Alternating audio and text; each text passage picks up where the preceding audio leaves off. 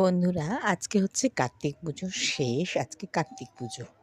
কার্তিক পুজোর দিন আমাদের বাড়িতে কিন্তু ইতুলক্ষ্মীর ঘট বসে যায়। এই ঘটটা ১ মাস ধরে পুজো করব, পুরো অঘ্রাণ মাস। অঘ্রাণ মাসের সংক্রান্তিতে গিয়ে এটার বিসর্জন হবে। তখন দেখবে অনেক মানে বড় বড় গাছ বেরিয়ে গেছে।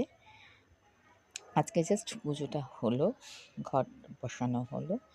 আর তার সাথে আমি আমার ঘরের আরও ঠাকুর যারা আছে তাদেরকেও একটু দর্শন করিয়ে দিলাম তোমাদেরকে। আর আমার ভিডিওটা কেমন লাগলো আজকে অবশ্যই তোমরা কমেন্ট করে জানিও। আর কাদের কাদের বাড়িতে ইতুলক্ষ্মীর পুজো হতো সেটাও আমাকে বলো।